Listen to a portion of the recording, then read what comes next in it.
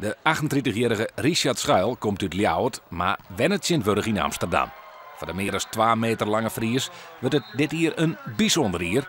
Voor de 5e keer in zijn topsportcarrière kan hij hem namelijk plaatsen voor de Olympische Spelen. En hij staat op het punt om hij te worden.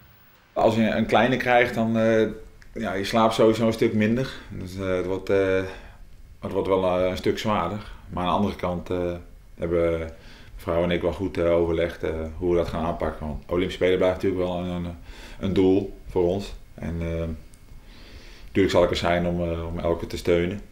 Maar ik moet daarna wel weer gewoon het buitenland om te spelen.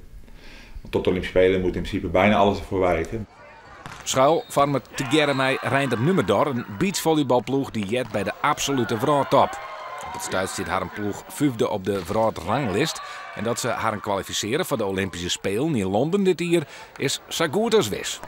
Ja, we zijn zo goed als geplaatst. Het is nu alleen nog voor een behoud tonen in het Olympisch jaar, dus de komende zomer.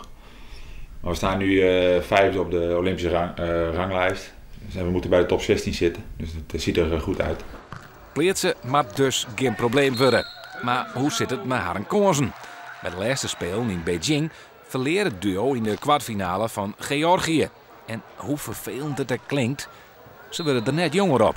We kunnen het nog wel relatief makkelijk bijbenen. Het is alleen als we hard trainen, het herstel gaat wat moeizamer als je wat ouder wordt. Dus het is niet... Vroeger kon je gewoon 3 uur trainen en stap je in de auto en daarna train je gewoon weer. Maar nu is het wel zo, als ik heb getraind 3 uur, dat ik daarna wel even 1 uur of 2 uur echt goede spierpijn heb. Dan kom ik de trap bijna niet meer op. Maar zoals je al zei, we hebben natuurlijk wel veel ervaring, wij tweeën. Dus, en op ervaring kom je ook een heel eind. Je moet natuurlijk elkaar blijven trainen ook, maar ik denk wel dat het wel een groot voordeel is wat we allebei hebben. Ook vanuit de zaal nog natuurlijk, dat we jaren in de zaal hebben gespeeld. En die ervaring mee kunnen nemen op het strand. In 1996 helpt Schuil goud met de Nederlandse volleybalploeg bij de Spelen in Atlanta. Ontnota het hoogtepunt van zijn carrière. Als zeilvolleybal international volg je dan nog de Spelen in Sydney van 2000, de Simmerspelen in Athene, 4 jaar daarna, en in Beijing weer er voor het eerst te zien als Olympisch beachvolleyballer. En juist in die rol wil er maar al te graag een medaille pakken. Nou, het droomscenario is toch Olympisch goud. Het is toch waar je voor gaat op de Olympische Spelen. En het mooiste zijn dan tegen de Braziliaanse nummer 1 van de wereld.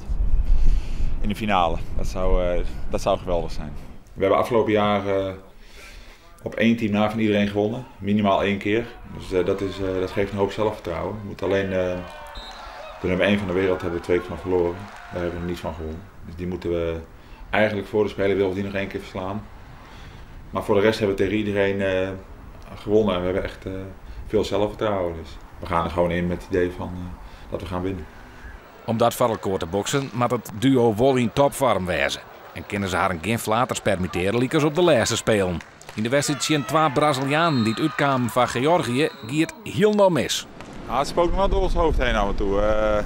Op de Olympische Spelen verliezen, dat doet altijd pijn. En, zeker in Peking, dan zit je in de kwartfinale, dan ben je vlakbij een medaille. En dan, als je dan toch nog verliest, dat deed heel erg veel pijn. Daar heb ik al 2 jaar last van gehad.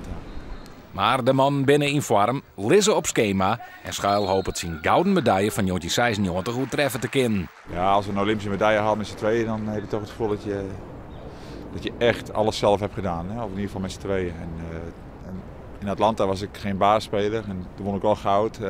Ik heb wel veel gespeeld, dus ik voel dat het ook wel mijn medaille is. Maar het is toch anders als je op het strand staat met z'n tweeën dan met z'n 6 in de zaal. Goud helje en heid worden. Dat in 2012 wordt dus het mooiste hier uit zijn lippen worden. Ja, dat zou het mooi zijn. Dan de kleine meteen na de wedstrijd op het veld. Dat zijn de ideaalbeelden. Dus dat zou echt geweldig zijn. Ja.